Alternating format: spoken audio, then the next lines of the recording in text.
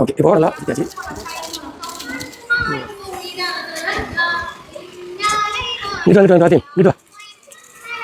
அவ்வளோதான், மேலே ஏற்றியாச்சு. நண்பர்களை நானும் பார்க்குற தமிழ் சஃபார் நிகழ்ச்சி. இந்த வீடியோவில் நம்ம என்ன பார்க்க போகிறோம் அப்படின்னு பார்த்தீங்கன்னா, நம்ம மகன் வந்து ரொம்ப நாளாக பட்டம் செஞ்சுட்டாங்க அப்படின்னு சொல்லிட்டு கேட்டுகிட்டே இருந்தான். நம்ம நிறைய கடைகள்லாம் வாங்கி கொடுத்தோம். இருந்தாலும் அது ரொம்ப தூரம் பறக்க வைக்க முடியலை. அதனால் நம்ம சின்ன வயசில் எப்படி வீட்டில் உள்ள பொருட்களை வச்சு பட்டம் செய்வோமோ அந்த மாதிரி பட்டம் செஞ்சுன்னு சொன்னால் ரொம்ப தூரத்துக்கு பறக்கும். நாங்கள் சின்ன வயசில் அந்த மாதிரி தான் வீட்டிலே செய்வோம். பட்டம் செஞ்சு ரொம்ப தூரத்துக்கு பறக்க விடுவோம். ஸோ இந்த வீடியோவில் வீட்டில் இருக்கக்கூடிய பொருட்களை வச்சு சிம்பிளாக பட்டம் செய்ய போகிறோம். அது எவ்வளோ தூரம் பறக்க போகுது அப்படிங்கிறத காட்ட போகிறோம். வாய்ப்பு கிடைச்சின்னு சொன்னால் உங்களுடைய குழந்தைங்களுக்கு நீங்கள் இந்த மாதிரி லீவ் நாளில் செஞ்சு அந்த பட்டம் விடுறதை நீங்கள் ட்ரை பண்ணி பார்க்கலாம். ஸோ இந்த வீடியோவில் வீட்டில் உள்ள பொருட்களை வச்சு சிம்பிளாக எப்படி பட்டம் செய்கிறது அப்படிங்கிறத பார்க்க போகிறோம். ஸோ வீடியோ மிஸ் பண்ணாமல் பாருங்கள். இப்போ இந்த மாதிரி ஒரு பிளாஸ்டிக் பேக் எடுத்துருக்கேன். இது வந்து 1.5 அடி இருக்குது, 18 இன்ச்சு. குறைஞ்சது ஒரு 18 1.5 அடிக்கு 1.5 அடி இருந்தால் தான் ஓரளவுக்கு பட்டம் நல்லா ஹைட்டில் பறக்கும். சின்னதாக செஞ்சால் பறக்காது. அதனால் இந்த மாதிரி கேரி பேக்கு அல்லது கடையில் தருவாங்கல்ல பேக், ஷாப்பிங் பேக், இந்த மாதிரி பிளாஸ்டிக் பேக் ஒன்று எடுத்துக்கிறேன். நான் டிரான்ஸ்பரண்ட்டாக எடுத்துருக்கேன். சில கடைகளில் நம்ம வாங்கிட்டு வரக்கூடிய அந்த மாதிரி பிளாஸ்டிக் பேக்கை எடுத்துக்கலாம். இதை வந்து நம்ம ஃபஸ்ட்டு கட்டமாக கட் பண்ணி எடுத்துக்கலாம். வந்து கரெக்டாக ஸ்கொயராக மடித்து கரெக்டாக எடுத்துக்கிறேன். கரெக்டாக பட்டத்துக்கு வந்து கரெக்டாக ஸ்கொயர் இருக்கணும். அப்படி இருந்தால் நல்லா பறக்கும். ஒரு ஸ்கொயரை 1.5க்கு 1.5 18 இன்ச்சு இருக்குது. அந்த மாதிரி நான் இதை எடுத்துக்கிறேன். இது வந்து இந்த பேக் வந்து டபுளாக இருந்துச்சு. அதனால் வந்து நான் சிங்கிளாக வெட்டிக்கிறேன். ஏன்னா டபுளாக இருந்துச்சுன்னா உள்ளே காற்று போயிட்டு ஒழுங்காக ப்ராப்பராக பறக்காது. அதனால் இது சிங்கிளே போதும். நல்லா கனமாக இருக்கிறனால இது சிங்கிள் பேக்கே போதும். இந்த மாதிரி நல்லா கட்டமாக வெட்டி எடுத்துக்கிட்டாச்சு. இப்போ இதை வந்து என்ன செய்யணும் கேட்டால் இதை ஃபோல்டு பண்ணணும் கரெக்டாக. ஃபஸ்ட்டு இதை மடிச்சிக்கிறேங்க. அப்படி ரெண்டாக மடிச்சுட்டு கரெக்டாக அந்த மெஷர்மெண்ட் கரெக்டாக இருக்கான்னு பார்த்துக்கிறது. இந்த வீட்டில் உள்ள விளக்குமாறு குச்சி, பெருக்குமாறுன்னு சொல்லுவாங்க, கூட்டுமாறுன்னு சொல்லுவாங்க. அதில் ஃபஸ்ட்டு ஒரு குச்சி எடுத்துக்கிறேங்க. எடுத்து இந்த இடத்துல இப்படி பெண்ட் பண்ணுங்கள். கரெக்டாக இப்படி பெண்ட் பண்ணணும். அப்போது இந்த அளவு கரெக்டாக ஒரு குச்சியை மெஷர்மெண்ட் பண்ணி இதை எடுத்துகிட்டு இதில் வந்து இந்த வில்லு மாதிரி வளைச்சி இதை வைக்கிறனால இப்போ இது வந்து ஒரு சைடு மெல்லிசாக இருக்கும், ஒரு சைடு தடிமனாக இருக்கும். அதனால் நான் என்ன பண்ண போகிறேன்னு பார்த்தீங்கன்னா இதில் 6 குச்சி எடுக்க போகிறேன். 6 குச்சி எடுத்து மேல் பக்கம் தடிமனாக உள்ள 3ஐயும் கீழ்ப்பக்கம் தடிமனாக உள்ள 3ஐயும் ஒன்றா சேர்த்து கட்டினோம்னா மெஷர்மெண்ட் ஈக்குவலாக வந்துடும். வெயிட் ஒரே மாதிரி பேலன்ஸாக கிடைச்சிடும். இதில் 6 குச்சி நம்ம எடுத்துக்கணும். பார்த்தீங்கன்னா 6 குச்சி எடுத்துக்க. இந்த பக்கம் 3 வச்சுக்கேன், இந்த பக்கம் 3 வச்சுக்கேன். என்ன செய்யலாம், இந்த நூல் வச்சு கட்டணும். எப்படி வர எடுத்துக்கு இந்த மாதிரி நூலை வச்சு நல்லா இப்படி வச்சுக்கலாம். ஒரு பிரிஞ்சு வாங்க இது மாதிரி நல்லா வச்சுக்கலாம். 2 ஸ்பூன் நல்லா தீங்க வராது. அது மாதிரி போகும்போது தீங்க வராது. அது நல்லா தீ இந்த போடும் பிடிச்சிப்போம்.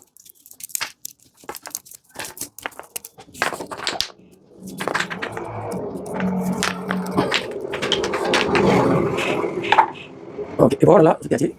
இந்த இடத்துல கரெக்டாக இந்த எஜ்ஜுக்கும் கரெக்டாக வர்ற மாதிரி இந்த வில்லு மாதிரி இப்படி வளைச்சி அந்த மெஷர்மெண்ட்டுக்கு இது அப்படியே கட்ட வேண்டியதான். இது ஒரு ப்ராசஸ்.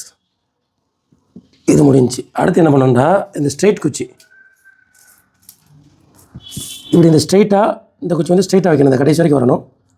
இந்த மாதிரி ஸ்ட்ரெயிட் குச்சி வந்து இந்த குச்சி கொஞ்சம் நீளமாக இருக்கணும். இதை விட அப்போ தான் அந்த வால் கட்டுறதுக்கு கரெக்டாக. இதுலேயுமே நம்ம ஒரு 6 குச்சி எடுத்துக்கலாம்.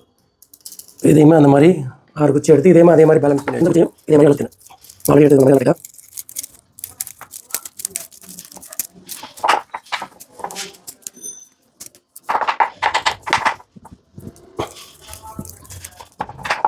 ஓகே. இந்த வேலை இருந்துச்சு நல்லா ஸ்ட்ராங்காக தான் இருக்குது. இப்போ இதை வந்து இந்த 2 ஓரத்துலையும் நல்லா டைட் பண்ணி கட்டிடணுங்க. அதனால் நான் வந்து சின்ன ஒரு ஹோல் பண்ணிக்கிறேன். ஹோல் பண்ணி இந்த நூலை வச்சு நல்லா டைட் பண்ணி கட்டிக்கிறேன். ஓட்ட போட்டாச்சு. நல்லா கட்டி நல்லா டைட் பண்ணி கட்டிக்கிறேன். இந்த பக்கமும் இப்போது இதை நல்லா டைட் பண்ணி கட்டிட வேண்டியது.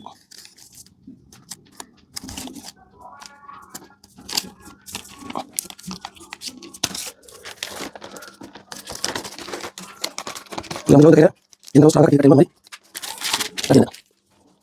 இது வந்து ப்ராப்பராக பார்க்குறதுக்கு நீட்டாக இல்லாட்டாலும் பட்டம் நல்லா ஹைட்டில் பறக்கும். நமக்கு மெயின் வந்து அதுதான், பட்டம் வந்து நல்லா ஹைட்டில் பறக்கணும். சரியா? இப்போ அடுத்து வந்து அந்த நீல குச்சி வந்து நம்ம கட்ட போகிறோம். அதை இதுக்கு கீழே வச்சு இந்த வில்லுக்கு கீழே வச்சு நம்ம கட்டணும். அதையும் கட்டிடலாம்.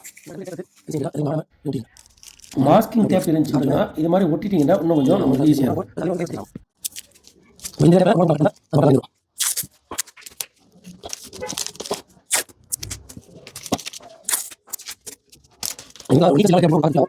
இது வந்து சூப்பராக பறக்கும். அதான் மேட்ரு. இதில் நம்ம அந்த டேப் அடிச்சிட்டோம்னா இப்போ பாருங்கள், இப்போ பட்டம் ரெடி ஆச்சு தான் பட்டம். ஓகேவா? நம்ம இதில் இந்த டசல்ஸ் மாதிரி இதில் தேவையான எதுவும் பறக்க விட்டுக்கலாம். இதை நம்ம வந்து கத்திரி வச்சு ஊற்றிடுவோம் இந்த பக்கம். இப்போ வந்து ஒரு பட்டம் வந்து ப்ராப்பராக ரெடி ஆகிடுச்சு. இருந்தாலும் இதுக்கு இன்னும் வந்து அந்த கயிறில் அந்த இடத்துலலாம் ஜாயிண்ட் ஒன்று நம்ம ஹோல்ட் பண்ணி ஒரு கயிறு வந்து டைப் பண்ணிடணும். அப்படி பண்ணால் மட்டும்தான் அது ஸ்ட்ராங்காக நிற்கும். ஒரு இந்த கேரிபை கூட சேர்த்து சுற்றி கட்டிக்கலாம்.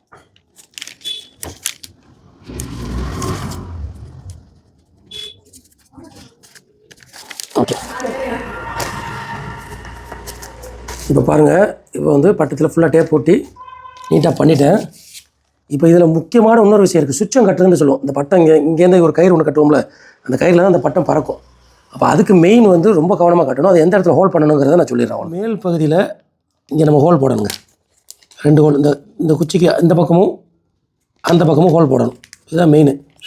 அதே மாதிரி இந்த பட்டத்தை இந்த வால் பகுதியில் வந்து கொஞ்சம் ஒரு நடு இது வந்து கரெக்டாக சென்டரு, அதுலேருந்து இன்னொரு சென்டருக்கு கொஞ்சம் கீழே இறக்கி இவ்வளோ தூரம் நம்ம மேனுவலாக போடுறதா, இது அளவுலாம் கிடையாது. இந்த இருக்குல்ல, இந்த இடத்துல ஒரு 2 ஹோல். இதுதான் மெயின். இதுக்கு இந்த 2 ஹோலை வச்சு இதில் கட்டுறதுல தான் பேலன்ஸ் பண்ணி அந்த பட்டம் ஒழுங்காக ப்ராப்பராக பறக்கும். இப்போது இந்த இதுலேருந்து இந்த இதுக்கு எவ்வளோ அப்படின்னு பாருங்கள். அது மாதிரி 3 மடங்கு எடுத்துக்கிறங்க. 3.5 மடங்கு. 1 2 3 இன்னொரு 1/2 சேர்த்து அதை கட் பண்ணிடலாம். கட் பண்ணிட்டு இந்த ஹோலில் அப்படியே அந்த ஹோலை விட்டு திருப்பி இங்கே இந்த பக்கம் எடுத்து இங்கே திருப்பி இந்த ஹோலை இதை போகலாம். அதை எடுத்து திருப்பி மேலே வச்சு எடுத்தா ஸ்ட்ராங்காக வரும். இந்த நிமிஷத்தில் ரொம்ப ஸ்ட்ராங்காக இருக்கும். இது வந்து நம்ம நிமிஷம் போட்டோம்னா வந்து இந்த பாருங்கள், இந்த மாதிரி மெயின் இதுதான்.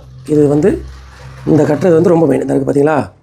இப்போது இங்கேயும் வந்து இந்த 2 ஹோல் போட்டு இங்கே கட்டியிருக்கேன். இது திருப்பி எப்படி பிச்சுட்டு வராமல் இருக்கிறதுக்கு இன்னொரு வாட்டி இந்த இடத்துல 2லையும் நம்ம டேப் போட்டிக்கலாம். ஏன்னா திரும்பி பிச்சுட்டு போயிடும். ஒவ்வொரு பட்டம் பறக்கிறனால அந்த இதாக இருக்கிறனால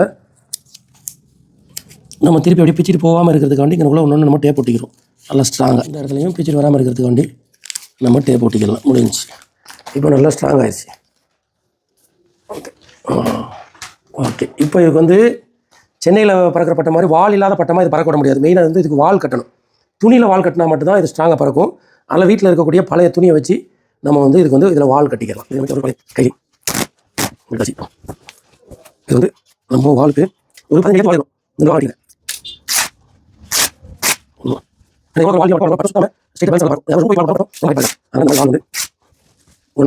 வால் வந்து ரெடிக்கிறேன்.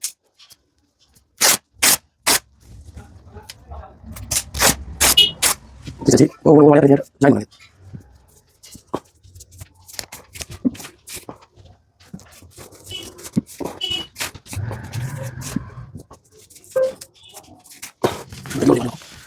இந்த மாதிரி குச்சி நம்ம நீளமாக விட்டுருக்கோம் இல்லையா, இதில் வந்து இந்த வாழை இப்படி வச்சு நல்லா இப்படி மடித்து கொஞ்சம் கேப் விட்டுக்குறேங்க. நல்லா இதை வந்து நல்லா கேர்ஃபுல்லாக கட்டணுங்க. இந்த கட்டுறதுல தான் இருக்குது. இதை நம்ம கவனக்குறைவாக கட்டிட்டோம்னா பிச்சுட்டு ஓடிடும் வால். அதனால் இதை நல்லா ஸ்ட்ராங்காக கட்டணும். இந்த மாதிரி கட்டிட்டோம்னா பிச்சுட்டு வராது. இருந்தாலும் நீங்கள் கட்டிட்டு இதுக்கு மேலே ஒரு டேப் ஒன்று ஒட்டிக்கிட்டிங்கன்னா இன்னும் கொஞ்சம் ஸ்ட்ராங்காக இருந்திருக்கும்.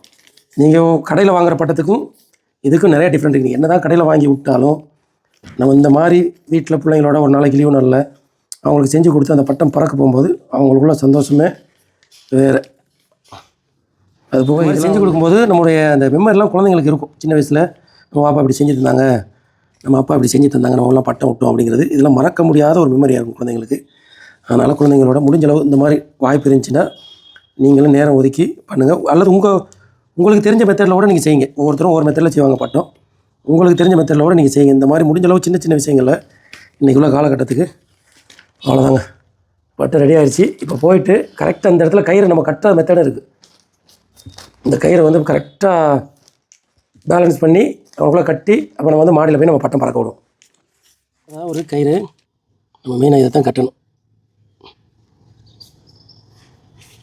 நல்லா கட்டும்போது இது கொஞ்சம் அட்ஜஸ்ட் பண்ணுற மாதிரி இருக்கணும். 2 முடிச்சு போட்டுருவோம். போட்டாச்சு.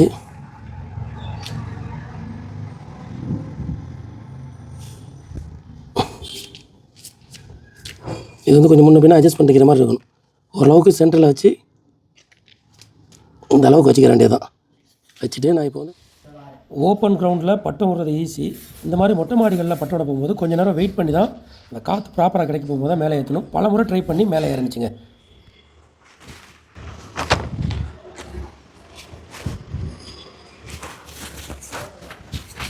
பண்ணுறா சரிச்சா சரியா பட்டம் ஏற்றியாச்சுங்க. பாருங்கள் அவ்வளோதான் மேலே ஏறிச்சு. இனிமேல் நம்ம நூலோட விட மேலே போய்கிட்டே இருக்கும். தெரியுதா பட்டம்? நல்லா அழகாக பறக்குது. டைட் நூல் பாருங்கள் எவ்வளோ டைட்டாக இருக்குன்னு. இங்கே வா இங்கே வா இங்கே வா இங்கே வா இங்கே நீ நூல் விடு. நூலை கொஞ்சம் கொஞ்சமாக விடு. கொஞ்சம் கொஞ்சமாக விடு விடு. எப்படி பறக்குது பாருங்க. விடு விடு விடு நூல் விடு நூல் விடு நூல் விடு விடு நூல் வேக விடு. வெட்டக்கூடாது விடு நூல் விடு. அப்படி பிடிச்சிக்க.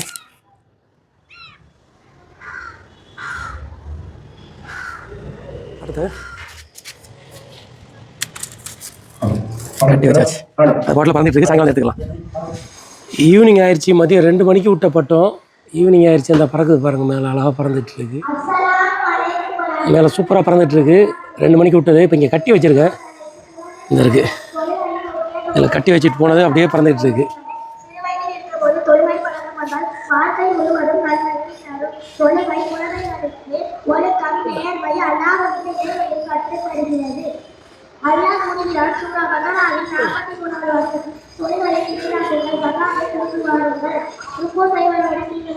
அழகாக பறக்குதுங்க. இப்போது மகன் என்ன சொன்னார்னா, அந்த பேலன்ஸ் இருக்கிற நூலையும் நீங்கள் அதை ஃபுல்லாக விடுங்க அப்படின்னு சொல்லிட்டு சொன்னார். இப்போ எடுத்து அதையும் நூல் பேலன்ஸ் நூலையும் விட்டுலாம் அப்படின்னு சொல்லிட்டு மகன் சொன்னார். அதனால் ஃபுல்லாக விட்டுருவோம். எல்லா நூலையும் கீழே எடுப்பேன்.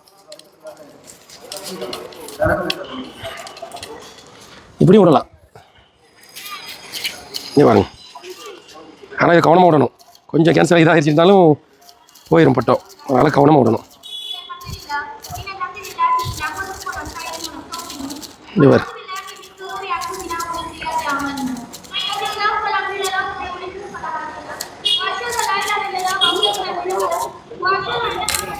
இப்போ ஈவினிங் டைம் ஆகணுனால இதுக்கு மேலே விட்டோம்னா பட்டத்தை நம்ம காற்றுல அப்படியே கீழே உட்காந்துரும். நைட் ஆயிடுச்சுன்னு சொன்னால் அதனால் பட்டத்தை திருப்பி எடுத்துடலாம். நம்ம இந்த மாதிரி சுற்றினா மட்டும்தான் அந்த நூல் வந்து சிக்காமல் திருப்பி நம்ம எடுக்கலாம்.